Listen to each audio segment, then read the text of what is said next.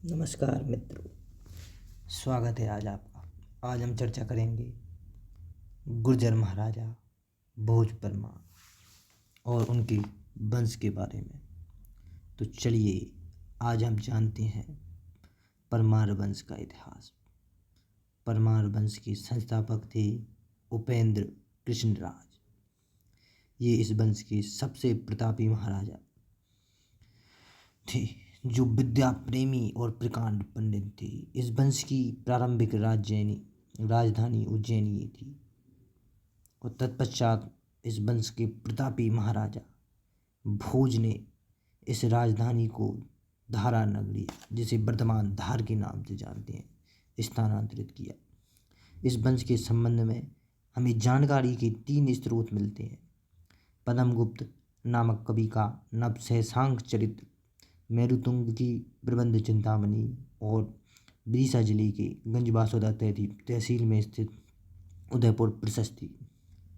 इस वंश के प्रमुख राजा मुंज, सिंधुराज तथा राजा भोज थे।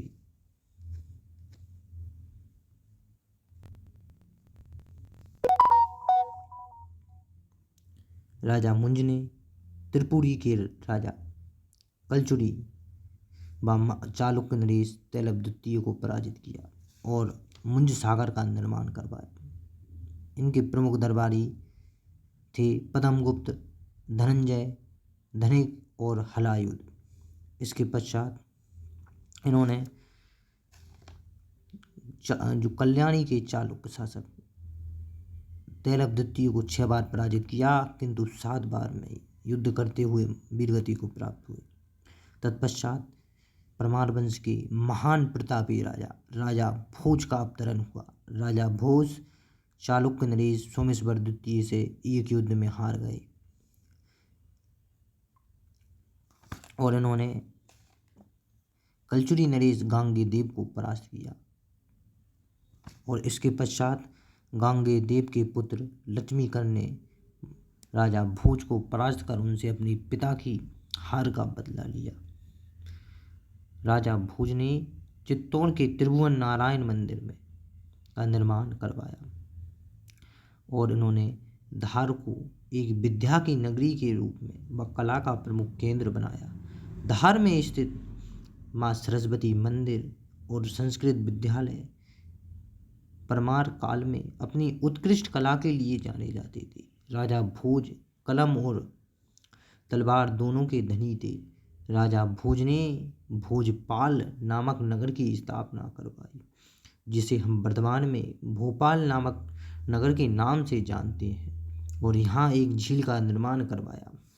उन्होंने 23 ग्रंथों की रचना की, जिनमें से प्रमुख है सिद्धांत संग्रह, सरस्वती कंठाभरण, सम्रांगण सूत्रधार, तत्व प्रकाश, योग सूत्र वृत्ति तथा विद्या विनोद आदि की रचनाएं की, इसलिए इन्हें कविराज कहा जाता है। भीलसा के प्रमुख उदयपुर नामक स्थान पर एक शिलालेख हमें परमारकालीन वंशी प्राप्त होता है, जिसमें परमार वंश के शासकों के नाम और उपलब्धियों की जानकारी मिलती है। साथ ही अन्य स्रोत पद्मगुप्त का नवशेषांक चरित्र, मेरुतंग की प्रबंध चिंतामणि भी इसके बारे में हमें जानकारी प्रदान करती है। भोज के प्रथम राज्यकाल के 11 अभिलेख हमें उज्जैन, देपालपुर, इंदौर, धार, बेटमा और भोजपुर तथा मेहंदी से प्राप्त हुए हैं। धार प्रशस्ति से राजा भोज ने त्रिपुरी के कलचुरी शासक गांगेय को हराया, इसके संबंध में जानकारी प्राप्त होती है। और मुगलकालीन ग्रंथ आईन अकबरी, जिसे अबुल फजल ने लिखा था, उससे हमें जानकारी प्राप्त होती है कि महाराजा भोज के दरबार में 500 विद्वान कवि निवासरत रहते थे और इनकी मृत्यु के संबंध में कहा जाता था कि कला और तलवार के धनी राजा भोज की मृत्यु से कला ग्रंथ को मूर्त होती हुई धूड़ी में समाप्त हो गई है। धन्यवाद। आगे हम जानेंगे चंदेल शासक विद्याधर का अमिट इतिहास। जुड़े रहिए भारत की बात संविधान के साथ। यूट्यूब चैनल को लाइक, शेयर एंड सब्सक्राइब करें और साथ साथ मेरे द्वारा की जा रही त्रुटियों को कमेंट सेक्शन में लिखें ताकि मैं अगली वीडियो में उनको सुधार कर सकूं। धन्यवाद।